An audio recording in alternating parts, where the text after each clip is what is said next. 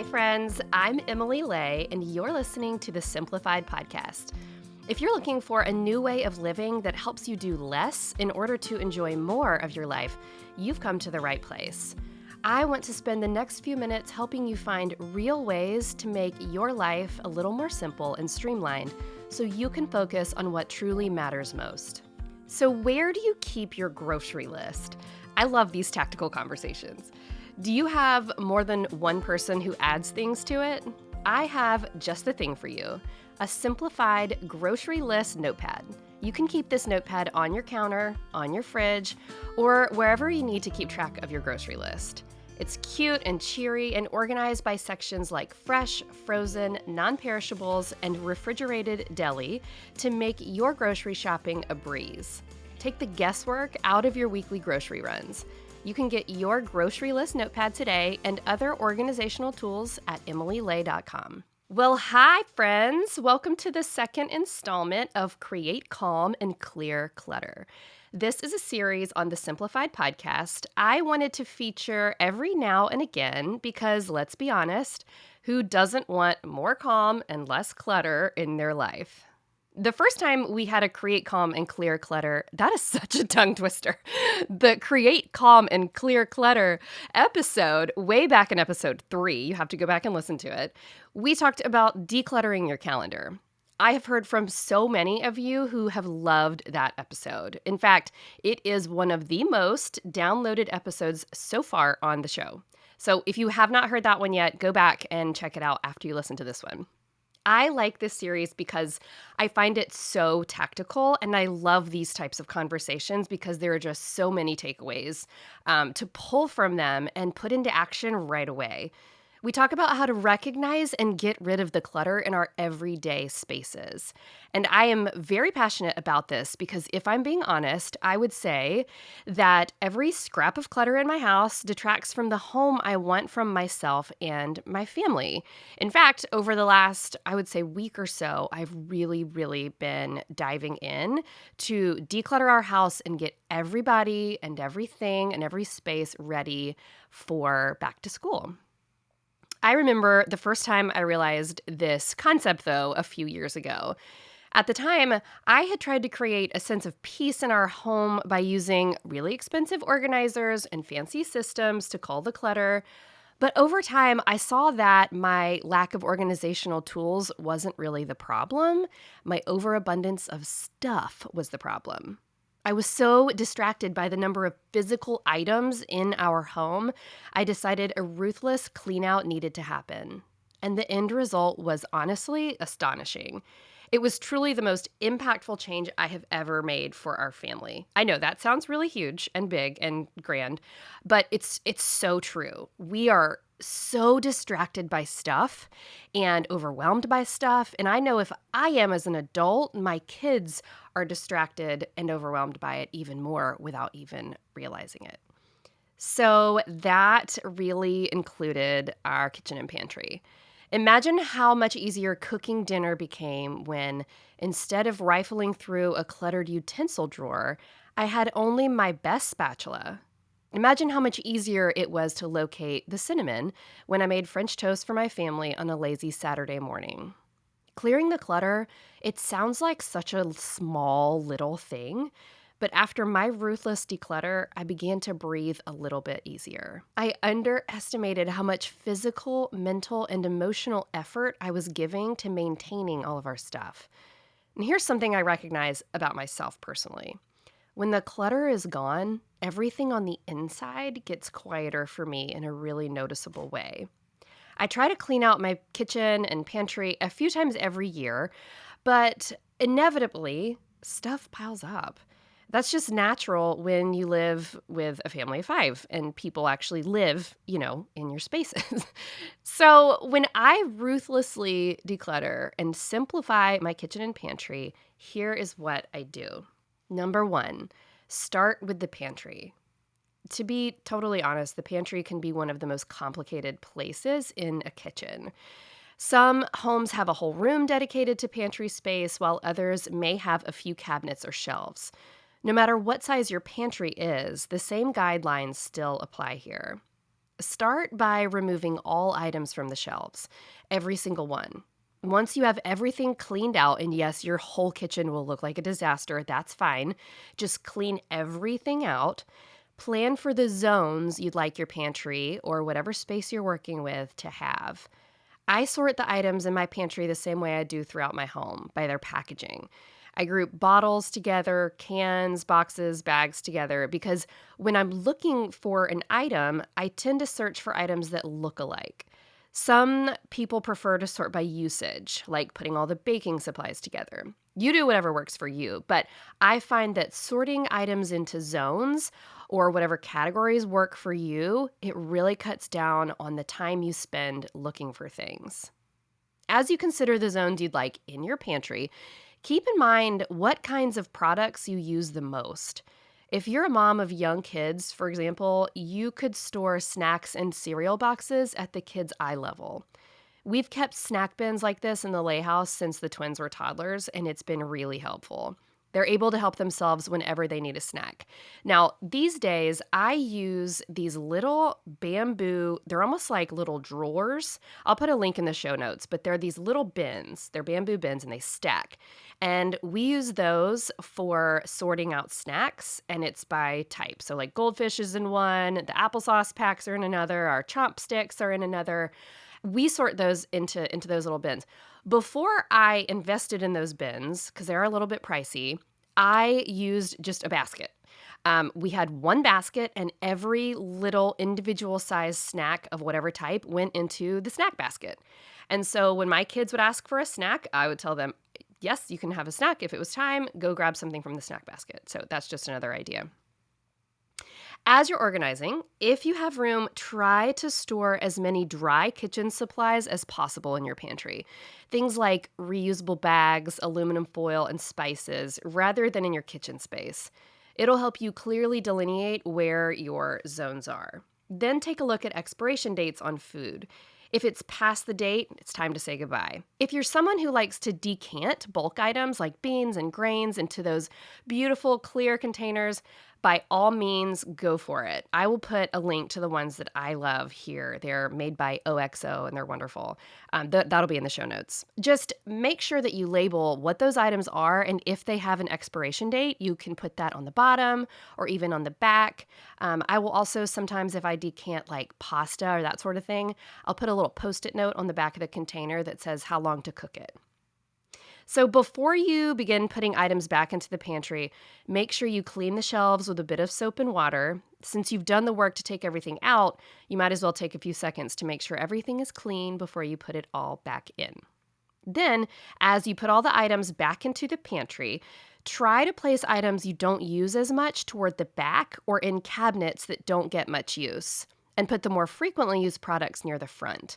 You can also get risers or lazy Susans to help you access your items a little bit easier. Number 2, the fridge. I know this is the scary part.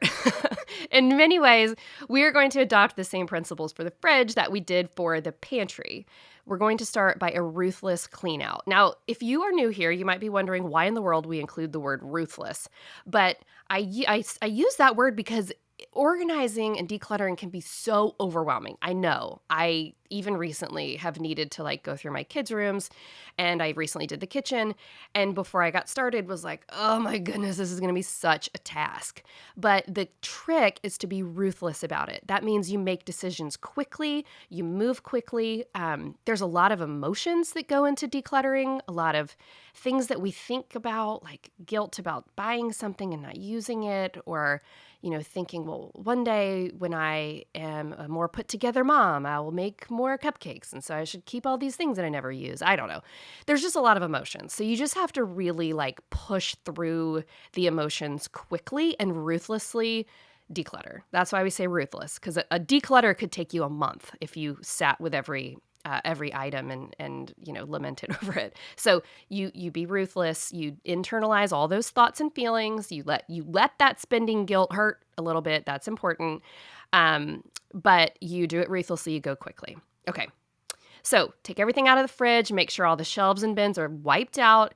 It can feel pretty time consuming to wipe down the fridge, but when you're ready to put everything back in, you will be so glad you put a little bit of elbow grease into it. After that, collect all the Tupperware containers and throw out anything you haven't cooked in the last few days. Forgive yourself for not eating the leftovers. It's okay, we've all done it. Then check the expiration dates and toss anything that's past its prime. There is no amount of penny pinching that's worth food poisoning. And if you have fancy sauces or spices that you know you're not going to use, then it's time to get rid of that too to save some fridge space.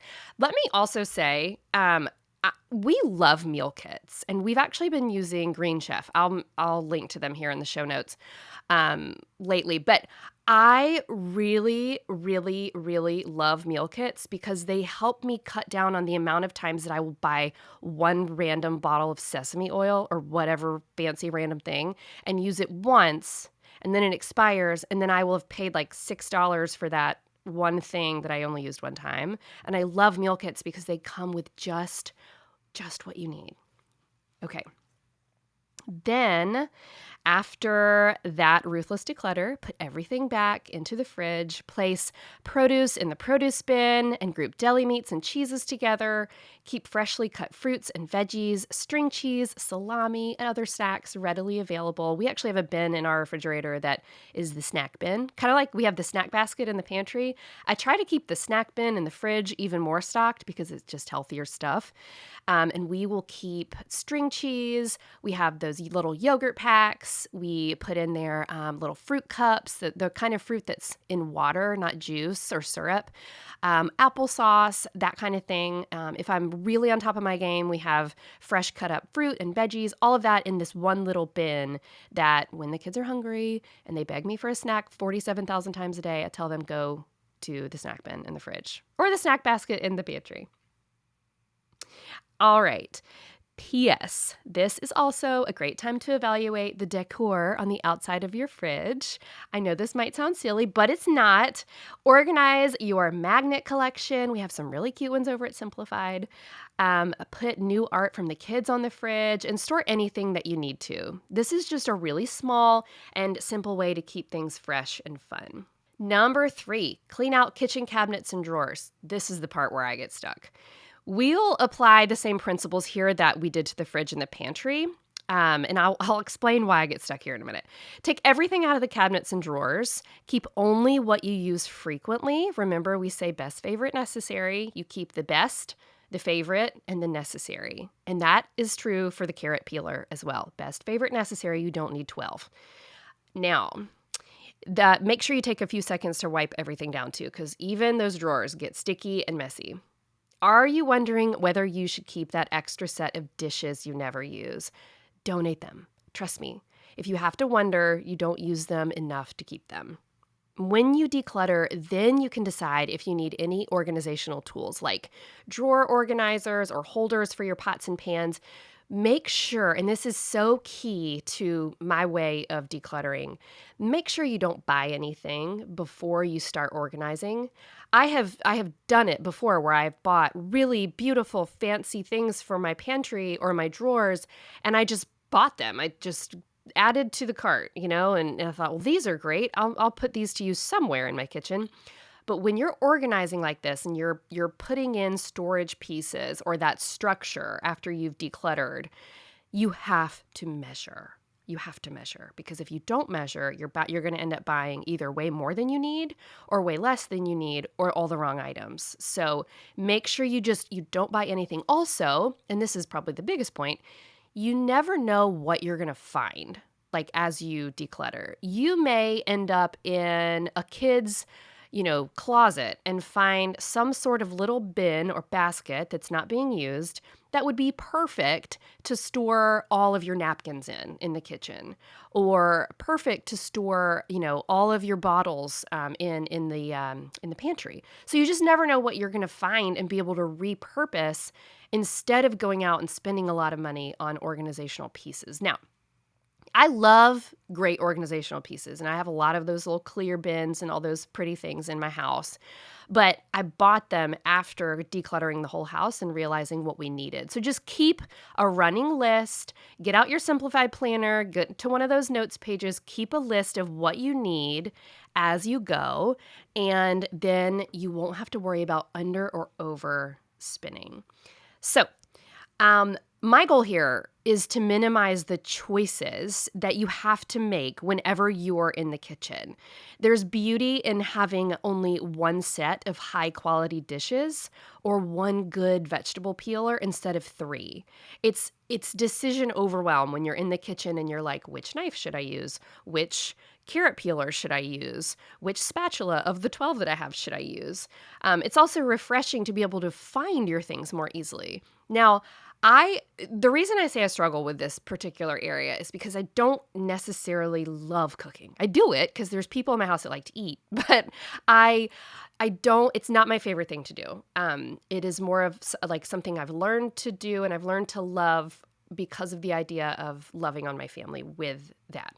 But it's just not a thing I really love. So when I look at a drawer and I look at all of those things, I think, well, I need them because one day I'm going to be a better human and I'm going to love cooking. And so I need all of these things.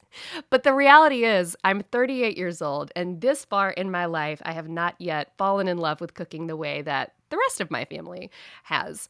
And so I have to, again, there's that emotion that I have to just push through and remind myself, you're still a good mother, you're still a good human, even if you don't necessarily find this to be the most relaxing thing that you do, or the thing that you're the best at. So again, there's that emotion, push through, be ruthless. Number 4, clear off the kitchen counters. Is there anything that gets more cluttered than a kitchen counter? I don't think so, at least not in my house. In 2 seconds, the counter can become the storage place for all of the cups, mail, paper towels, coffee stirrers, breakfast leftovers, permission slips, Tupperware lids, favorite appliances, and so much more. You know exactly what I'm talking about. If I were to walk into my kitchen right now, I guarantee you all of those things are on the counter. Clutter seems to appear out of nowhere very quickly, but we can help you out here. Start by deciding what has a permanent spot on the counter and try to be really picky here. Only keep the appliances you use frequently, daily, maybe a coffee maker and a toaster, or a blender if you make smoothies, and that's it. Keep a canister of cooking utensils near the stove, along with salt and pepper, maybe some oil and vinegar if you use them while you cook.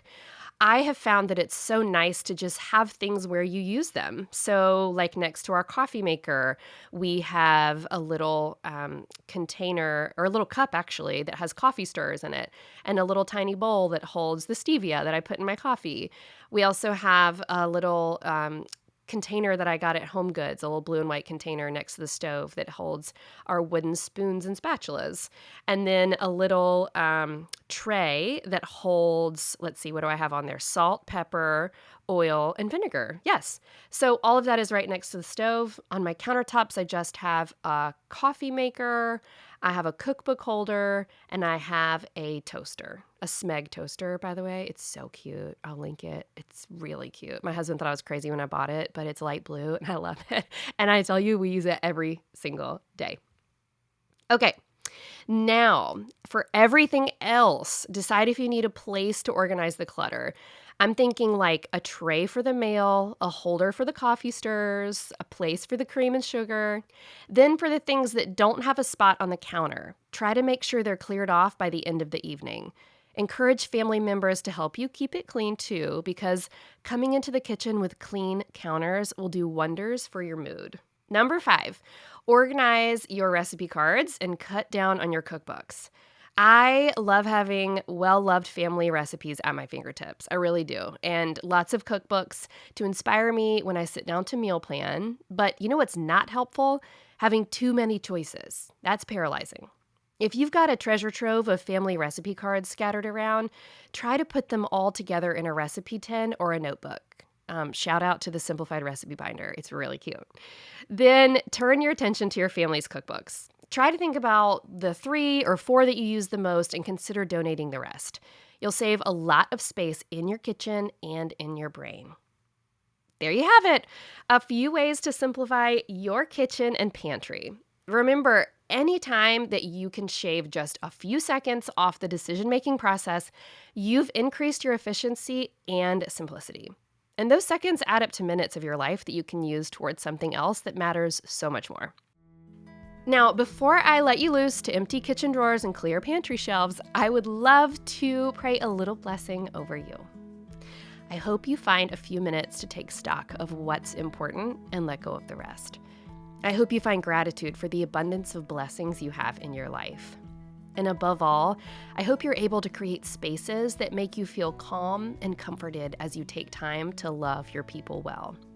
As always, at the end of each episode, I like to leave you with an idea that may add some simplicity to your life. And today, your task is this. Did you know that spices tend to lose their flavor in a year? Since spice containers don't usually have an expiration date on them, try to label them with the date you bought them when you pick them up from the store. Use masking tape and a Sharpie to write the purchase date, or just use a label maker.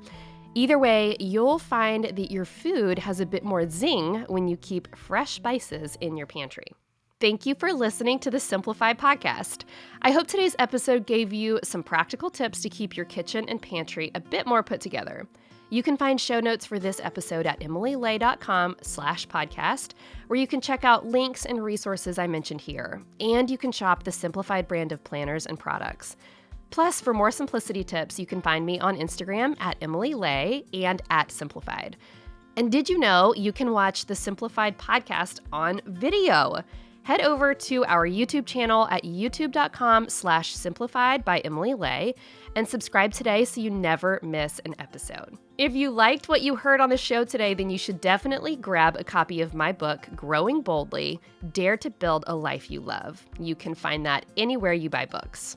One more thing, if you found today's episode helpful, would you do me a favor and leave a rating and review on Apple Podcasts? That's a really small way that we can get this show to other people who would enjoy it as well. That's all for now. Thank you so much for listening. Bye.